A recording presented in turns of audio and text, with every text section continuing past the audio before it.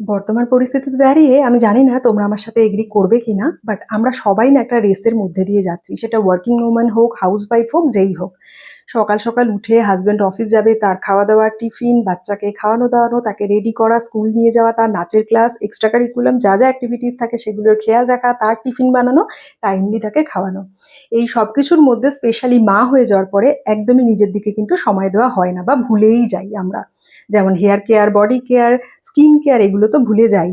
আর একটা কথা, intimate care আমরা কজনই বা সেরকমভাবে সিরিয়াসলি নিয়ে থাকি, বাট এটা কিন্তু খুব ইম্পর্টেন্ট একটা পার্ট আমাদের লাইফে। তাই এই সেলফ কেয়ার ডেতে নিজেকে প্রতিজ্ঞা করো যে অ্যাটলিস্ট 5 মিনিট হলেও নিজের সেলফ কেয়ার করবে। সেলফ কেয়ারের মধ্যে কিন্তু আমাদের skin care, hair care, body কেয়ারের সাথে সাথে ইন্টিমেট কেয়ারও আসে। ইন্টিমেট কেয়ার বলতে মনে পড়লো, আমাদের বিকিনি এরিয়ার হেয়ার নিয়ে কিন্তু আমরা কম বেশি সবাই খুব চিন্তিত, কি করে ক্লিন করা যায়, কারণ ওটা আমাদের প্রাইভেট পার্টস।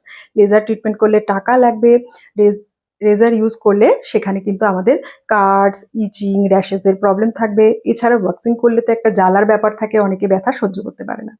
সবকিছু সবসময় বাজেট ফ্রেন্ডলিও হয় না, তাই আমি তোমাদের সাথে শেয়ার করবো আমি কি ব্যবহার করি।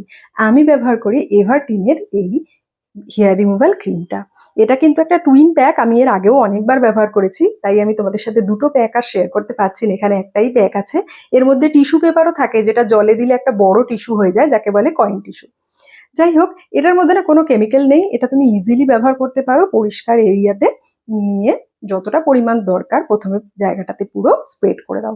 তারপরে কিচ্ছু না, বাথরুমে মাত্র 5 মিনিট তোমাকে ওয়েট করতে হবে। 5 মিনিটের মধ্যেই এটা আসল কাজ করা শুরু করে দেবে। 5 মিনিট বাদে এর মধ্যে যে স্প্যাচুলাটা থাকে সেটা দিয়ে তুমি হেয়ারগুলোকে রিমুভ করে নাও। আদারওয়াইজ এর মধ্যে কয়েন টিস্যু থাকে, সেটাকে একটা জলের মধ্যে চুবিয়ে নিয়ে বড় করার পরে ওটা দিয়ে ভালো করে মুছে নাও।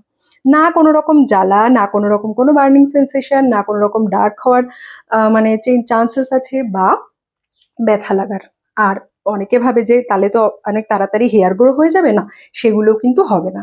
আর দেখো কি স্মুথলি হেয়ার রিমুভ হয়ে গেছে, দেখেছো?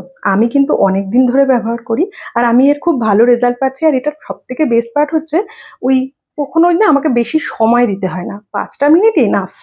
তাই এই সেলফ কেয়ার ডে থেকে একটা নতুন শুরু কিন্তু আমরা করতেই পারি। আর সেলফ কেয়ার কিন্তু কোনো লাক্সারি না, এটা হলো নেসেসিটি। প্রোডাক্টের লিঙ্কের জন্য তোমরা কমেন্ট বক্স অবশ্যই চেক করো। আবার দেখা হচ্ছে, বাই।